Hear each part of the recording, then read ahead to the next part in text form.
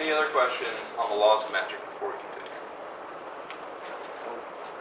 The difference between similarity and contagion. What? Similarity and contagion. Similarity is sympathetic magic, so certain things and certain qualities, if you take those things, you can use them to invoke those qualities.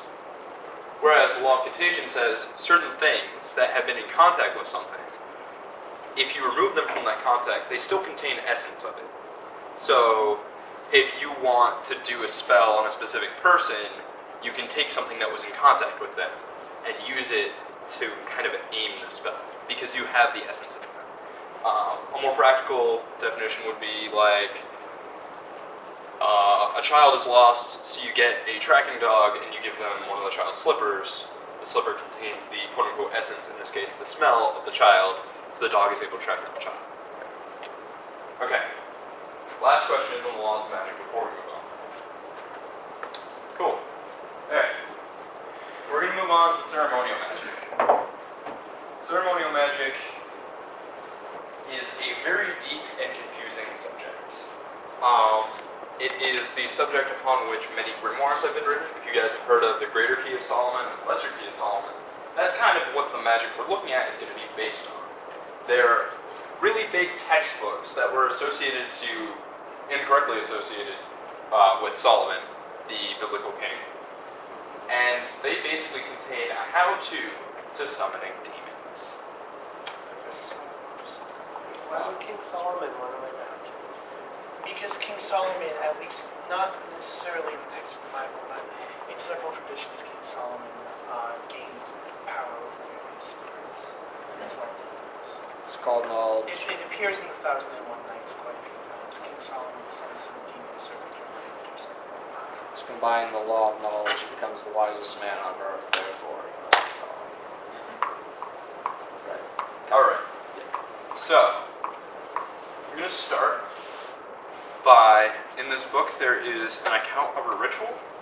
This account is from a fantasy novel. However, it is a very faithful account to the kind of ritual that a Solomonic summoning would be.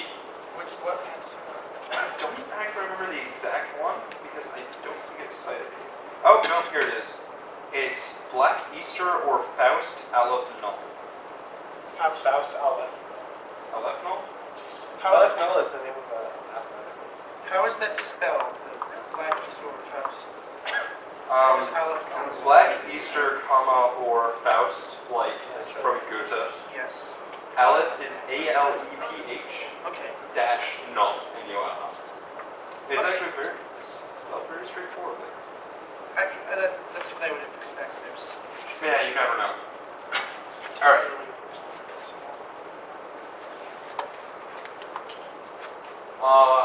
The passage starts with a description of a magic circle, which is what actually has been drawing on the board for a long period of time.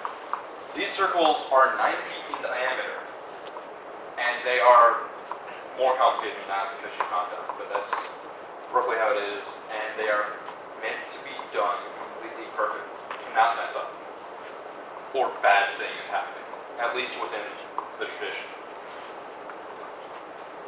The thing that dominated the real room itself was also a drawing, not any piece of furniture or detail of architecture. A vast double circle on the floor in what appeared to be whitewash.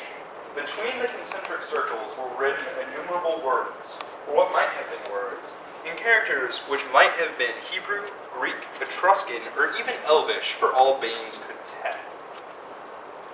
Some few were in Roman lettering, but they too were names you could not recognize. And around the outside of the outer circle were written astrological signs in their zodiacal order, but with Saturn to the north.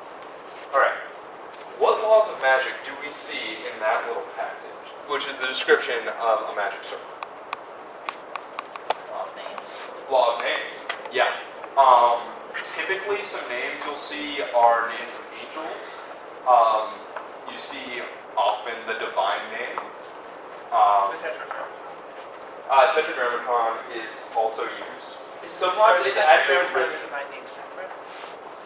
Well, there is the Tetragrammaton, and then sometimes it's actually written Tetragrammaton, which is weird. And I'm not personally sure why they do that, but that's what they do. Um, and that's what it is on me. In fact, according to the grimoire, when you're going to perform a ritual like this, you should have 3 parts of your guard, which historically should have been literally a priest's specimens, like taken from a priest somehow. I have no idea how the hell you're supposed to do that. Can you Yeah. just, you could ask, could I borrow your... Yeah, right? If that's gonna happen. Yeah, sure, what do you need it Well, for? that's There are quite a fun. few, Kidnapped. I'm not sure about if this was the case in other countries, but the French Catholic Church in the 19th century did get up to some really weird shit.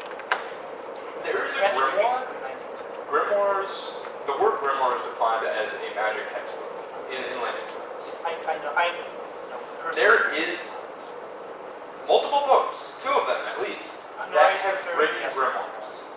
What? I'm guessing one is Honorius III. Yep. He's the one who would summon demons to challenge himself. Yeah. I mean, that's After a actually- long day of reforming the clergy to make them as unlike Alexander VI as humanly possible. That's a pretty cool thing to do. So we've got the law of names. What else is showing up? Yeah. Knowledge education. Majority of the zodiac symbols around here creating galaxy models. Yes. Yeah, that's a really good application of it. You're kind of creating a symbol for the universe. The entire symbol is a law of association. How's that? Drawing a symbol is associating it with the mental intention. Because, okay, so the symbol is A, whatever you're trying to control with B, and you're using the symbol to control. Law of knowledge. Yeah, law of knowledge. You have to know how to draw. There's a lot of shit in there. It's very difficult. So, Actually, how the hell do you remember? because she's... She's Oh, yeah. oh, Powers of the Oh telephone. man, if I could just remember it out. that would be bad. You have to wonder That how would this be kind of worrying. Well, if it's But- possible, huge But- amounts of memorization are possible. Like I can remember quite a lot of text very easily. But the other thing is, all of those Or symbols are actually letters. And like, Well, you could just memorize what's written in that case. look at this snake though. It's like completely crazy. There's symbols all the way through it. Do you know what alphabet? Is this Hebrew alphabet? That's the one It's that not- most it's all of the personalities alphabet. understand. Looks vaguely Hebrew, but it also looks vaguely Yeah, Arabic. Yeah, it. No, it's too angular to be actual words. College education. Oh, no, this is words. Okay. It's Hebrew with a couple of glagolitic apostrophes. Oh, there you go. Knowledge. All right. So yeah, lots of laws already in use, and of course the law of pragmatism is in use all the time. What else? If you, I just have a question. Go If for it. you know where to look something up, does that count as that? In a certain sort of way, but you know more if you knew that thing. Why do So priests therefore carry you towers? So therefore, the modern Google is making people less knowledgeable. Or more. Kind Know of. where to find it. I mean, where, but if you don't actually remember it, Yeah. then you don't have Right. So if you're like, well, I remember it because I can look it up on Google, you're less powerful. What if it's something that you don't know? I remember it because I can look it up at x.com/y.html. That's preferable. Law of invocation, evocation. Law of invocation and invocation. Yeah. Because you're either evoking something into the world or invoking it to yourself. Most likely. Is that the only Are those the only things you can do with magic? I'm saying most likely in that I have no No, idea you what can that does. you can enact your will upon the world, which is what black magicians do. You can change the course of events simply by casting a circle. Well, it's not simple at all. Of course, I not, mean, but it's it's simple, simple really anyway. complex, but simple. It's slightly simpler than actually going and changing the course of history. Well, otherwise there'd be no point. Alright. Let's see. Continuing on. From somewhere inside his vestments, he produced a small crucible, which he set at his feet before the recumbent sword. Small blue flames promptly began to rise from the bowl, and Ware cast incense into it. That's some stuff that incense is sort of a form of sympathetic magic, so that's the law of similarity at play, because the incense is connected to a certain entity. So if you have the instance of the entity, it's making it more comfortable for that entity. Then the summoner speaks, and he says, "We are to call upon M." It's the name of the demon, which I'm not going to repeat Because bad things may happen. because law of names. Can I look at Is this? it written in Oh. Can I That's write written I my think name? we've already established that knowing the names is bad, so curiosity killed the cat. If you want to look at the name for the purpose That of won't seeing buffer what the his right seal is, then that's acceptable in my opinion. I'll be looking at the name for the purpose of seeing what the seal is. So that's actually the seal of this demon. I was actually familiar with that as the name of a demon anyways. Yep. Oh, is that the... I would not pride myself. I'll write it down for you later on. Don't write it in philosophy. I think I would write it in philosophy. Yeah, you don't want to mess with that. Alright, so we are to call upon M, a great marquis of the descending hierarchy. Before he fell, he belonged to the order of dominations among the angels, and thinks to return to the seven thrones after 1,200 years. His virtue is that he gives true answers. Wait, demons have virtue? Yeah, all of the demons in the Lesser Key of Solomon have... By the way, I am more knowledgeable about this stuff than I've been letting on from scratch. All of the demons in the Lesser Key of Solomon have various virtues ascribed to them. There's one whose virtue is that he can teach you about all kinds of medicinal plants, for example. But you don't know whether he's telling you the truth or not? Well, I guess if you summoned M and this other demon, it might help. But Alright, so, and then there's one final part that is also interesting. I adjure the great name, as the agent of the emperor name, and of his beloved son name, last name, by the power of the pact I have with thee, and by the names name, and by the whole hierarchy of superior intelligence, who shall constrain thee against thy will, venite submerit hillo. Name.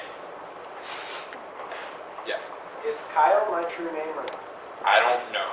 I don't have the answer to It's on my that. birth certificate. do humans acquire true names in this sense, in the same sense that That- ancient I have humans an do? answer for that actually. And the way that my mom does her, she does a lot of like calling upon like dead people basically. Yeah. She does a lot. She mostly is a therapist, but she like dabbles in that as well. But she one of the basic beliefs that she holds is that a soul has a name, and that by process of reincarnation, that soul's name is transferred from person to person throughout time. Okay, so the name that you're given at birth would not be. Well, the name of your soul is the name of your soul, but the name of your body is the name that you were given at birth. So your personality and your body are one thing. Your soul influences your personality, as do your parents and acquired knowledge and inherent knowledge. So there's a lot of different ways you can look at it. So My to mom's find- congregationalist. So to find out your true name, would you have to use invocation? Yeah, you You could can ask my probably use a form of evocation to find your true name. Probably. And I mean, for example, I know my true name, but telling you would defeat the purpose. You do? Yeah. What would defeat the purpose? Would just give you power? It would give you power over me. Which would. Would defeat the purpose You of might me not. knowing you not. I don't know. Alright. What if you're real? Yeah. If someone knew your name and you knew your own name, which one of those knowledge? Would it be a battle of wills? Because one's in the self-knowledge. If I know my name and you know my name, you can use my name to hurt me, regardless of whether or not I know it. Isn't self-knowledge more powerful than all? Yes. Would you but be able it's to use not- your Common law. Would you be Common able to law. use your Stop. name to defend yourself from harm? I would have to use like earplugs or something. You know, like I can't stop you from saying my name. I can't stop myself with my own words from hearing you say that.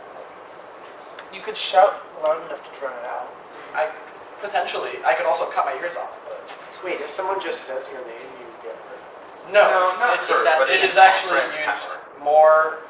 It's a common belief that positive knowledge and positive intent is stronger than negative intent. So if I have a lover and I whisper their true name seductively, they would fall into my arms for forever. So it's used more commonly. If in they love were spells already than your it is lover, in hurting you people. shouldn't have to do that, though. Yes. Well, I mean, like when we in get to terms of practical love magic, spells, there will be a few things to say about that. could potentially use that against people. I sincerely Why hope is there won't be, but Why is it only effective if you hear it?